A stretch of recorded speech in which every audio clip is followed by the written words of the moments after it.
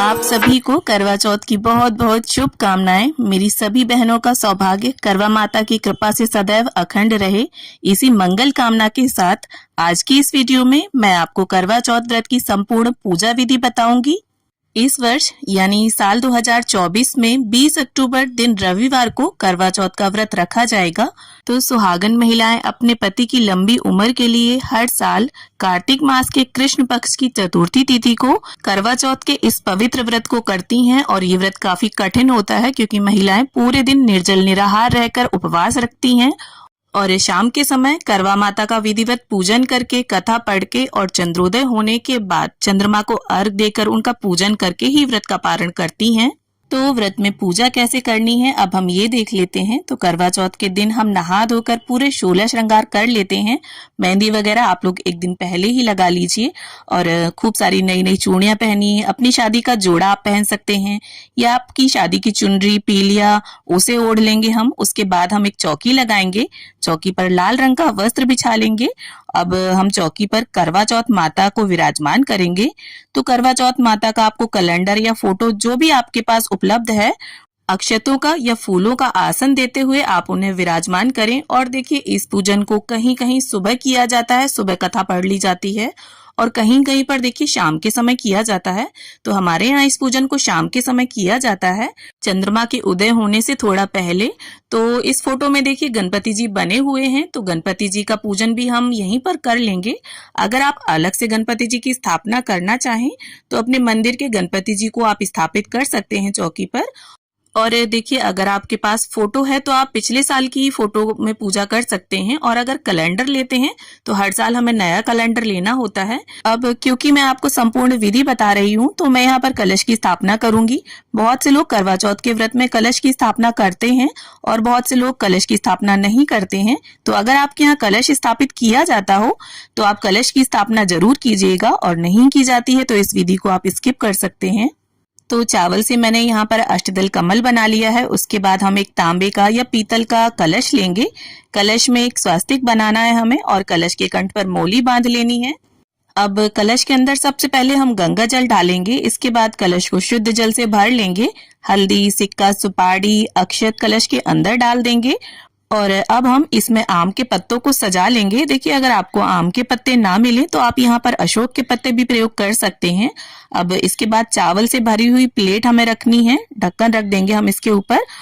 और इसके बाद देखिए सभी पत्तों को हम यहाँ पर रोली से टीक लेंगे। आप रोली से या चंदन से पत्तों को टीक जरूर लीजिएगा। अब हमारा कलश तैयार हो गया है और इसे हम अष्टदल कमल के ऊपर रख देंगे और चावलों से भरी प्लेट पर एक शुद्ध देसी घी का दीपक रखकर हम उसे प्रज्वलित कर लेंगे।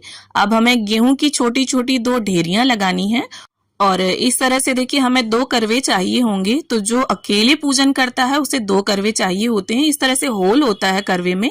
तो यहाँ सजे हुए करवे लिए हैं मैंने, आप सिंपल करवे भी ले सकते हैं या बहुत सी जगह पर देखिए एक पीतल का और एक मिट्टी का करवा लिया जाता है। तो जैसे भी आपके यहाँ करवे लिए जाते हो आप उस तरह से करवों को रख लें। और एक करवे में हमारे यहाँ ड्राई फ्रूट्स और मिठाई भरी जाती है।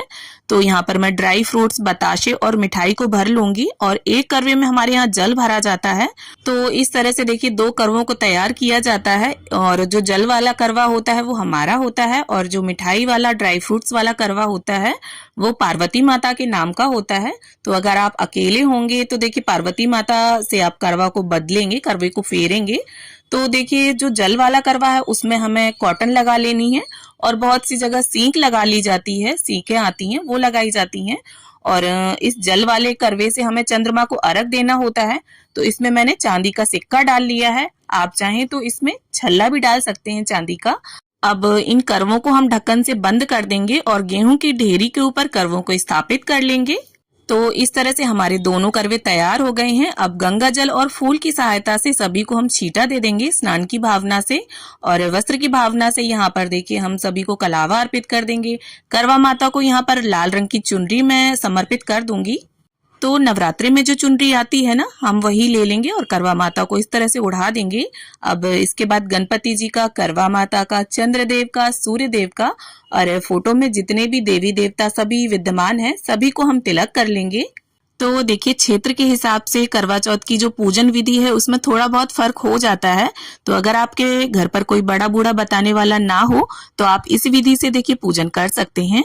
और देखिए अगर आप 2 जन पूजा कर रहे हैं तो कुछ रिश्ते ऐसे होते हैं जिनमें आपस में करवे बदल लिए जाते हैं, तो वो भी मैं आपको आगे बता दूंगी। और ऐसे में देखिए अगर 2 लोग पूजा कर रहे हैं तो आपको एक ही करवा अपना तैयार करना होगा, 2 नहीं करने होंगे। तो यहाँ पर गणपति जी को हमने जनेऊ समर्पित कर दिया है और अगर आपके डेकोरेटेड करवे हैं, लेस लगी हुई है, तो आप चाहें तो कलावे को कंठ में बांधे करवों के, और अगर ना बांधना चाहें तो ना बांधे। यहाँ पर मैं बांध रही हूँ। और इसके बाद करवों को भी हम टीक लेंगे और जो दीप कलश हमने तैयार किया है तो दीपक का भी हम पूजन कर लेंगे।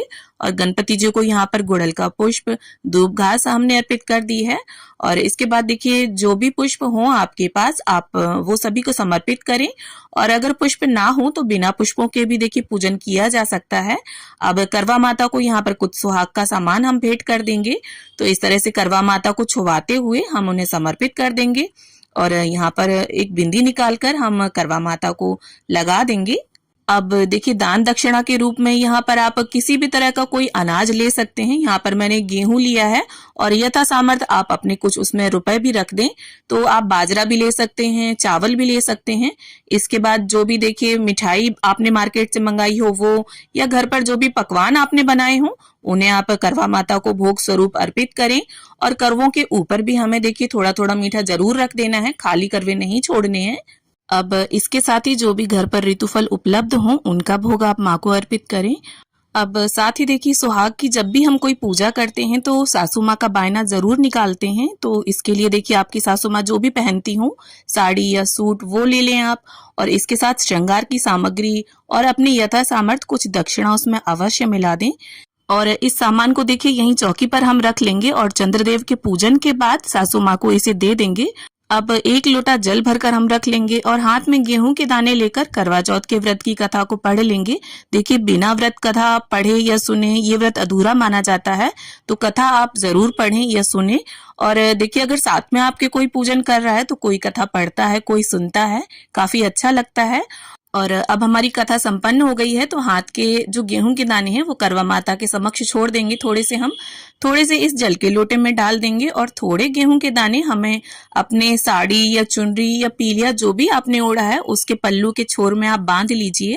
और जब चंद्रदेव को अर्घ देंगे हम, तब ये गेहूं के दाने अपने कलश में डालकर चंद्रदेव को अर्घ देंगे।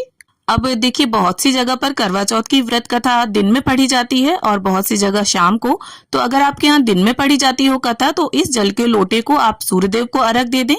और अगर शाम को पढ़ी जाती हो तो चंद्रदेव को जिस कलश से हम अर्घ देंगे उस जल में इसे मिला लीजिए। और सासू माँ के बायने को आप मिनस कर रख दीजिए और साथ में जिस छलनी से आप चंद्रमा को देखेंगे वो छलनी भी यहीं पर रख लीजिएगा। और एक मिट्टी का या आटे का दीपक ले लीजिएगा, क्योंकि छत पर हम पूजन करने जाएंगे तो दिया हमें वहीं छोड़कर आना होगा। और छलनी नई होना जरूरी नहीं है, अगर पिछले साल की है तो उसे भी आप यूज कर सकते हैं। अब धूप और दीप से हम प्रेम पूर्वक सबसे पहले गणपति जी की, फिर करवा माता की, पार्वती माता की आरती उतार लेंगे। और दीप कलश का दीपक हमें नहीं उठाना है, आप अलग से दीपक जलाइए। और देखिए चौथ की जो तिथि होती है उस पर गणपति जी का पूजन विशेष रूप से किया जाता है, तो आप गणपति जी की आरती सबसे पहले गाइए। और अगर आपको कोई आरती नहीं आती है तो मन में गणपति जी का, पार्वती माता का, करवा माता का ध्यान धरते हुए दीपक को इस तरह से ओम की आकृति में घुमाकर भी आप आरती कर सकते हैं। अब इसके बाद देखिए हमें करवों को फेरना होता है, तो इसमें से जो जल का करवा है वो हमारा है और जो मीठा करवा है वो पार्वती माता के नाम का है। तो इस तरह से हाथों को क्रॉस करते हुए हमें 7 बार करवों को फेरना होता है। और इस बात का आप विशेष ध्यान रखिए कि करवे आपस में टकराने नहीं चाहिए। और करवों को आपस में फेरते हुए हमें बोलते जाना है, पार्वती माता सुहाग दे, यानी पार्वती माता का सुहाग जैसे अमर है उसी तरह से हमारा सुहाग भी अमर रहे। तो ऐसी मंगल कामना के साथ हम 7 बार इन करवों को फेरते हैं। और 7 बार बाद देखिए जहां पार्वती माता का करवा था वहां आपका आ जाएगा और जहां आपका करवा होगा वहां पार्वती माता का आ जाएगा। और देखिए अगर आप देवरानी, जिठानी, बहन या सहेली के साथ पूजन कर रहे हैं तो आप करवों को आपस में फेर सकते हैं। और माँ के साथ और सासू माँ के साथ करवों को नहीं फेरा जाता। अब देखिए अगर आपने सिर्फ एक करवा लिया है तो फिर हम क्या करेंगे, करवे को इस तरह से हाथ में ले लेंगे और करवा माता की तरफ दिखाते हुए 7 बार करवे को फेर लेंगे और साथ में बोलते जाएंगे पार्वती माता सुहाग दे, पार्वती माता सुहाग दे। और देखिए हर जगह करवा नहीं फेरा जाता है, किसी किसी के यहाँ फेरते हैं और किसी किसी के यहाँ नहीं फेरते। और देखिए जब हम चंद्रदेव का पूजन कर लेंगे, अर्घ वगैरह दे लेंगे, तब हमें देखिए सुहाग जरूर लेना है करवा माता से। तो इस तरह से अपने साड़ी के पल्लू में आप अपनी शादी का सिंदूरा रखकर 5 या 7 बार सबसे पहले तो करवा माता को इसे अर्पित करें और जितनी बार भी आप उन्हें सिंदूर लगाएंगी उतनी ही बार आपको इसे उनसे लेना है और अपनी मांग में सजा लेना है। और इसके बाद पार्वती माता से और करवा चौथ माता से अपने पति की लंबी उम्र की कामना कर लेंगे। तो इस पूजन के बाद देखिए हमें चंद्र पूजन करना है, चंद्रमा को अर्घ देना है। इसके बाद पति पूजन करके और सासू माँ को बायना देकर हम व्रत का पारण करेंगे। और अगर आप अपनी सासू माँ से दूर रहती हैं तो इसे मिनस कर रख दीजिएगा और जब भी आप उनसे मिले उन्हें दे दीजिएगा। और जो सुहाग का सामान हमने समर्पित किया है उसे आप अपनी नंद, जेठानी या पंडिताइन को दे सकते हैं। और इसी में से 1-2 चीजें सुहाग की आप अपने लिए प्रसाद स्वरूप रख लें। और देखिए अगर आपके साथ आपके बड़े बुजुर्ग रहते हैं तो बहुत अच्छी बात है, सभी के चरण स्पर्श करें और अपने से बड़ों का आशीर्वाद लें। तो फ्रेंड्स, करवा चौथ व्रत की ये पूजा विधि आपको कैसी लगी कमेंट करके जरूर बताना। और अगर आपको ये वीडियो थोड़ी भी यूजफुल लगी हो, थोड़ी भी पसंद आई हो तो प्लीज वीडियो को लाइक करना और मेरे साथ जुड़े रहने के लिए, इसी तरह के वीडियोस देखने के लिए मेरे चैनल को सब्सक्राइब जरूर कर लेना। करवा चौथ माता की कृपा आप सभी पर सदैव बनी रहे, इसी कामना के साथ फिर मिलते हैं किसी और वीडियो में। तब तक के लिए हरे कृष्णा, राधे राधे।